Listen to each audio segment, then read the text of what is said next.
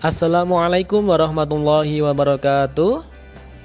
Selamat datang kami ucapkan kepada para siswa di channel Guru Muda. Pada video ini akan dilanjutkan pembahasan materi dari bab 2 kelas 12 mengenai perlindungan dan penegakan hukum di Indonesia. Ini adalah video ketiga dari bab 2. Sebelumnya pada video pertama dijelaskan mengenai konsep perlindungan dan penegakan hukum. Kemudian pada video yang kedua, kita juga sudah membahas mengenai peran lembaga penegak hukum dalam menciptakan keadilan. Untuk yang ketiga ini, kita akan bersama-sama membahas dinamika pelanggaran hukum. Namun sebelum kita ke materi, ada baiknya kita lihat dulu kompetensi dasar pada materi kita kali ini. Seperti biasa, bisa kalian baca, ada 4 KD. Kemudian untuk indikator pencapaian kompetensi, diharapkan setelah mengikuti pembelajaran pada hari ini, kalian bisa mengidentifikasi macam-macam sanksi atas pelanggaran hukum, mengidentifikasi bentuk partisipasi masyarakat dalam perlindungan dan penegakan hukum, dan mengevaluasi berbagai kasus pelanggaran hukum di masyarakat. Itulah indikator pencapaian kompetensi, juga kompetensi dasar pada pembelajaran hari ini. Langsung saja kita ke materi. Yang pertama, berbagai kasus pelanggaran hukum. Anda tentunya pernah mendengar peristiwa pembunuhan dan juga perampokan yang terjadi di suatu daerah. Anda juga tentunya pernah melihat di televisi seorang pejabat negara ditangkap karena melakukan korupsi. Nah, pembunuhan, perampokan, dan korupsi merupakan sebagian contoh dari pelanggaran hukum. Apa sebenarnya pelanggaran hukum itu? Mengapa terjadi pelanggaran hukum? Pelanggaran hukum disebut juga perbuatan melawan hukum, yaitu tindakan seseorang yang tidak sesuai atau bertentangan dengan aturan-aturan yang berlaku. Dengan kata lain, pelanggaran hukum merupakan pengingkaran terhadap kewajiban-kewajiban yang telah ditetapkan oleh peraturan atau hukum yang berlaku. Misalnya, kasus pembunuhan merupakan pengingkaran terhadap kewajiban untuk menghormati hak hidup orang lain. Pelanggaran hukum merupakan bentuk ketidakpatuhan terhadap hukum.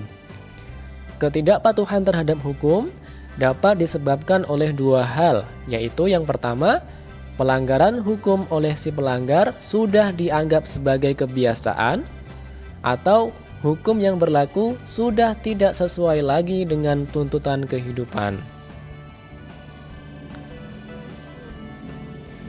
Berikut ini contoh perilaku yang bertentangan dengan aturan yang bisa dilakukan oleh siapapun di lingkungan keluarga, sekolah, masyarakat, bangsa, dan negara. Coba kita lihat contoh di lingkungan keluarga. Yang pertama, mengabaikan perintah orang tua, mengganggu kakak atau adik yang sedang belajar, ibadah tidak tepat waktu, menonton tayangan yang tidak boleh ditonton oleh anak-anak, menonton televisi sampai larut malam. Kemudian, dalam lingkungan sekolah, contohnya, menyontek ketika ulangan, datang ke sekolah terlambat, bolos mengikuti pelajaran, tidak memperhatikan penjelasan guru, dan berpakaian tidak rapi dan tidak sesuai dengan yang ditentukan sekolah. Kemudian, dalam lingkungan masyarakat, contohnya mangkir dari tugas ronda malam, tidak mengikuti kerja bakti dengan alasan yang tidak jelas, main hakim sendiri, mengonsumsi obat-obatan terlarang, melakukan tindak diskriminasi kepada orang lain. Kemudian dalam lingkungan bangsa dan negara, tidak memiliki KTP, tidak mematuhi rambu-rambu lalu lintas, melakukan tindak pidana seperti pembunuhan, perampokan, penggelapan, pengedaran uang palsu, pembajakan karya orang lain, dan sebagainya. Melakukan aksi teror terhadap alat-alat kelengkapan negara, tidak berpartisipasi pada kegiatan pemilihan umum. Itulah contoh-contoh perilaku yang bertentangan dengan aturan yang dilakukan di lingkungan keluarga, sekolah, masyarakat, bangsa, dan negara. Seharusnya kalian sebagai warga negara yang baik menghindari hal-hal tersebut. Kemudian yang kedua, macam-macam sanksi atas pelanggaran hukum. Jika suatu perbuatan dilakukan berulang-ulang, tidak ada sanksi, walaupun melanggar aturan, akhirnya perbuatan itu dianggap sebagai norma. Hal yang sama bisa juga menimpa Anda. Misalnya, jika para siswa yang melanggar tata tertib sekolah dibiarkan begitu saja, tanpa ada sanksi yang tegas, esok atau lusa pelanggaran akan menjadi hal yang biasa. Nah, perilaku yang bertentangan dengan hukum menimbulkan dampak negatif bagi kehidupan pribadi maupun kehidupan bermasyarakat. Ketidaknyamanan dan ketidakteraturan tentu saja akan selalu meliputi kehidupan kita jika hukum sering dilanggar. Untuk mencegah terjadinya tindakan pelanggaran terhadap norma atau hukum, dibuatlah sanksi dalam setiap norma atau hukum tersebut. Sanksi dari norma-norma yang berlaku di masyarakat. Contohnya, norma agama. Sanksinya tidak langsung karena memang diperoleh setelah meninggal dunia, yaitu berupa pahala atau dosa. Karena norma agama ini merupakan petunjuk hidup yang bersumber dari Tuhan. Kemudian norma kesusilaan, sanksinya tidak tegas karena hanya dari diri sendiri yang merasa bersalah, menyesal, dan sebagainya. Karena norma kesusilaan ini merupakan norma yang bersumber dari hati nurani manusia. Contohnya berlaku jujur, menghargai orang lain, dan lain sebagainya. Kemudian yang ketiga, norma kesopanan, yaitu pedoman hidup yang timbul dari hasil pergaulan manusia di dalam masyarakat. Sanksinya juga tidak terlalu tegas, tetapi dapat diberikan oleh masyarakat dalam bentuk celaan, cemoohan, atau pengucilan dalam pergaulan. Contohnya apa?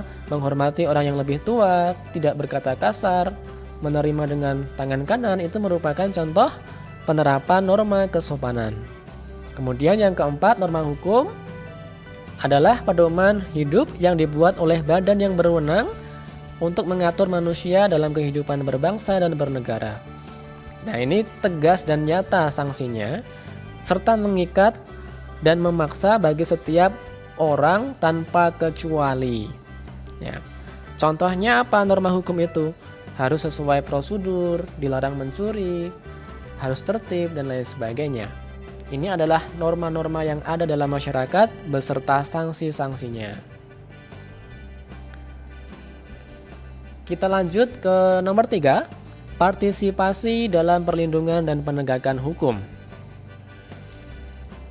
Setelah Anda menganalisis berbagai macam kasus pelanggaran hukum dan memahami sanksi atas pelanggaran hukum yang dilakukan, tentu saja sekarang keyakinan Anda akan pentingnya perlindungan dan penegakan hukum makin tinggi.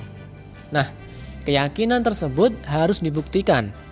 Salah satunya dengan berpartisipasi dalam proses perlindungan dan penegakan hukum. Wujud dari partisipasi tersebut adalah dengan menampilkan perilaku yang mencerminkan ketaatan atau kepatuhan terhadap hukum. Berikut ini contoh perilaku yang mencerminkan kepatuhan terhadap hukum yang berlaku. Yang pertama, dalam kehidupan di lingkungan keluarga. Contohnya mematuhi perintah orang tua, ibadah tepat waktu, menghormati anggota keluarga yang lain seperti ayah, ibu, kakak, adik, dan sebagainya, dan melaksanakan aturan yang telah dibuat dan disepakati keluarga.